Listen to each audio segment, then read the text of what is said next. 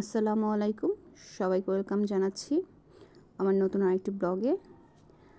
আজকে দেখাবো আমি আর আমার মেয়ে কোথায় কোথায় ঘুরতে গেলাম সেটা। আমার মেয়ে যাওয়ার সময় সে একটা ছাতা নিয়ে বের হবে, সে ভীষণ কান্নাকাটি, মাম্মা চলো আমাকে ছাতা নিয়ে বের হতে দাও।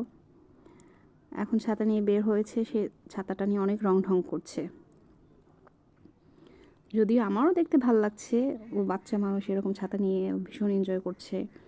ওর ভালো লাগাই হচ্ছে আমার ভালো লাগা। এখন সে ঘুরতে কোথায় যাবে, এখানে যায় একবার ওখানে যায় একবার। সে বলল, মাম্মা আমাকে একটু খালের পাশে নিয়ে চলো। অবশ্য নদী নালা খাল বিল নিয়ে আমাদের বরিশাল।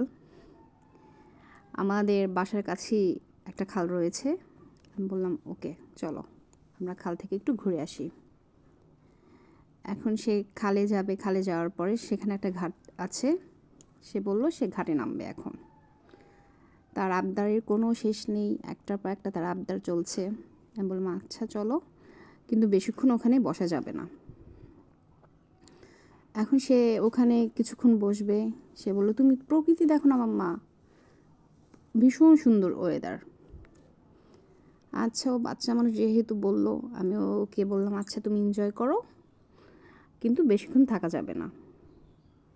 এখন সে বলল আচ্ছা আমি একটু ঘাটের উপরে উঠবো, কিন্তু তাকে আবার ধরা যাবে না, সে একা একাই উঠবে, তার চেষ্টা একা একাই।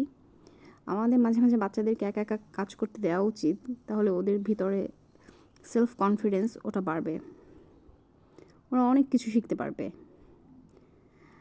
আপনাদের আশা করছি আজকের আমাদের এই ভিডিওটা ভীষণ ভালো লেগেছে। আমাদের এই ভিডিওটা যদি আপনাদের ভালো লেগে থাকে তাহলে অবশ্যই চ্যানেলটি সাবস্ক্রাইব করবেন, লাইক কমেন্ট এবং শেয়ার করবেন।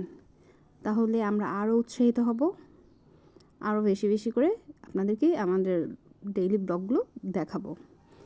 আজকের মতো এখানেই বিদায় নিচ্ছি। আল্লাহ হাফেজ।